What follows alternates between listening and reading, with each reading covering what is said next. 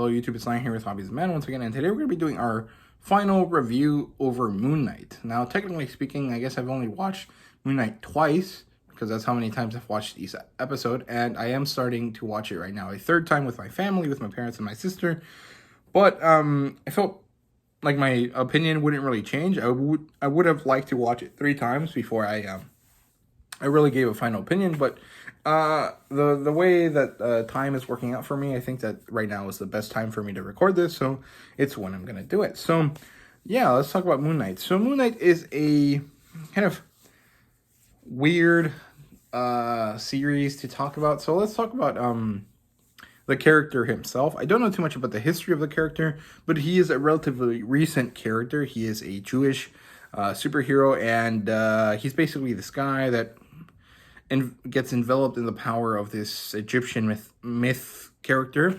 I think his name is Khonshu. He is the avatar or the character Moon Knight is the avatar of Khonshu, and he's basically a bright white version of Batman. That's more or less what it is. But instead of a bat, he's kind of more associated with bird motifs and with the moon specifically. And more or less, he is basically a Marvel version of Batman. However, that doesn't really cover the exact nuances of the character, because this character is Jewish, and he has to deal with one of the things that kind of informed his character was that his grandfather was Jewish and he was killed, and his grandfather was a rabbi, and so there was this kind of hate crime element to it that kind of affected him. And then there's this dissociative identity disorder, which is DID, I think, which is the modern, more correct assessment or version of bipolarism, as far as I understand it. And this is a relatively recent kind of addition to the character, and it's very interesting. It's actually quite well done.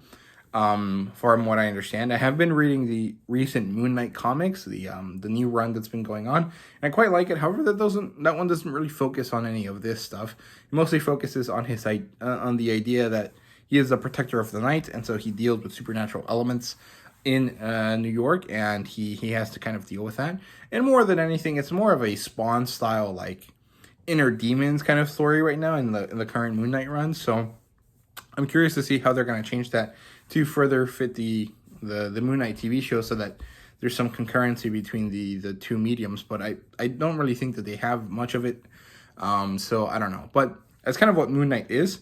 Now, the TV show really does focus mostly on the DID aspect and focuses on the Egyptian mythology, quite a lot of the Egyptian mythology, actually. And it introduces this other character called Layla, who happens to be, I think, a new character, or a new-ish character, who happens to be related in some way, romantically, to one of the identities of Moon Knight, because Moon Knight is the superhero persona, but there's multiple personalities within the body, right? So there's Mark Spector, who is the main body. Then there's Stephen Grant, who is a secondary personality, which is actually the one we follow most throughout the show. And then there's Jake Lockley, which is a separate personality. And there's also been the addition of the Mr. Knight persona. However, that one has been turned into a secondary version of Moon Knight that attaches itself to one of the personalities in the TV show, right? So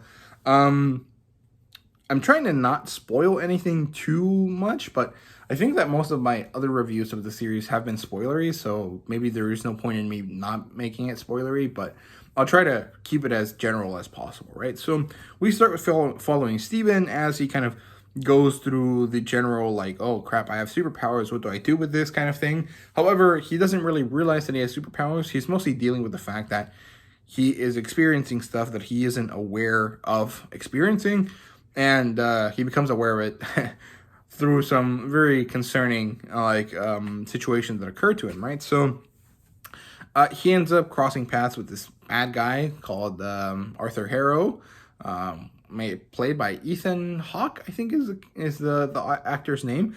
And this kind of starts unraveling the fact that Stephen Grant is not what he appears, right? And so he is trying to deal with that, while also trying to deal with Arthur Harrow.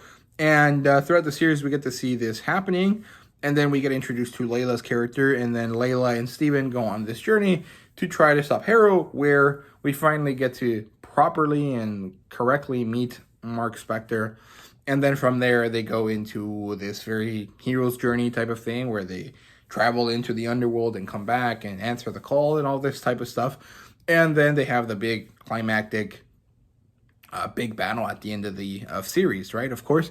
And more than anything, even though that's a very general and very not specific way of looking at the series, I think that the story is very well structured.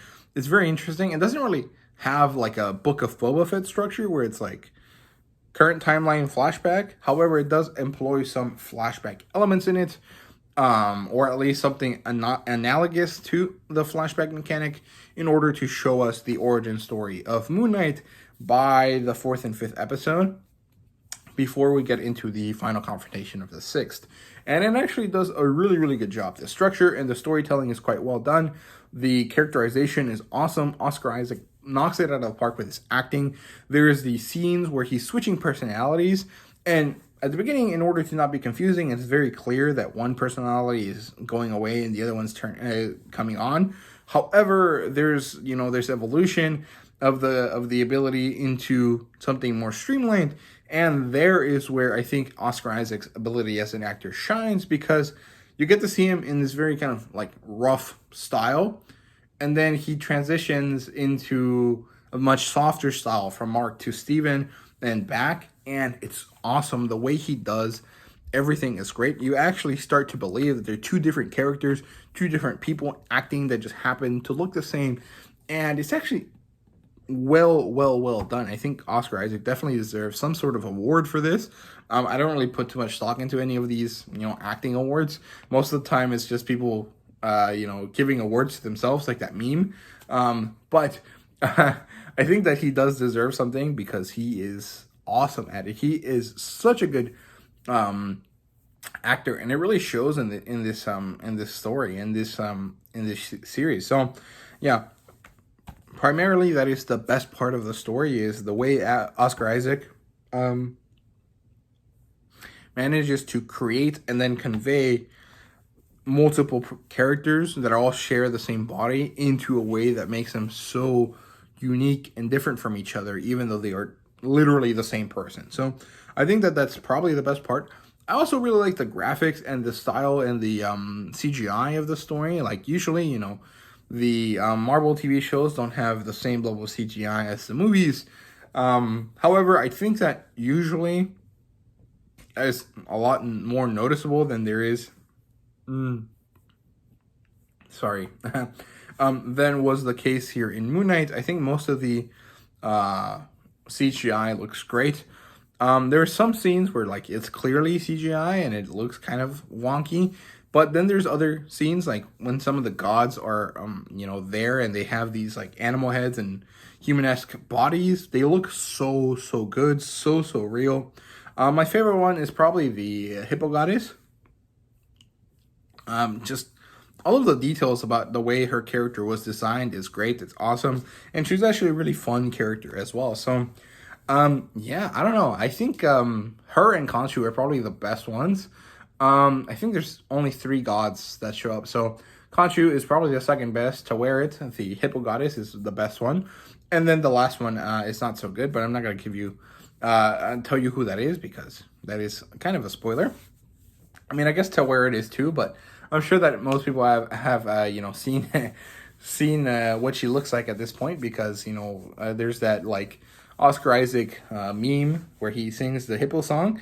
And I'm sure that people have seen that Hippo song and then seen To Wear It. And, there's got to be edits of that, right? But, yeah, I don't know. There really isn't too much else I can say. The story is well done. The characters are great. Oscar Isaac's acting is awesome.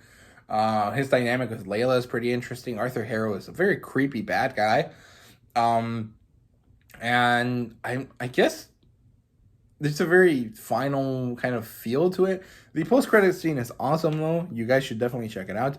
And it provides this kind of interesting stepping off point. Like, technically speaking, there is not supposed to be a season 2 of the show, but the post-credit scene kind of makes it seem like there might be. Or at least that the Moon Knight character continues onwards. And I'm not sure how they're going to do that, because the story kind of closes up. There's one loose end but that loose end could easily just be ignored. However, the post-credit scene makes it clear that it's not going to be ignored. And so it is kind of confusing how they're going to do that. But other than that, like, everything else about the show is perfect. So, yeah, I hope you guys enjoyed the video. If you did, please leave a like, subscribe, and comment down below. Let me know your thought. And let me know what you guys think about Moon Knight.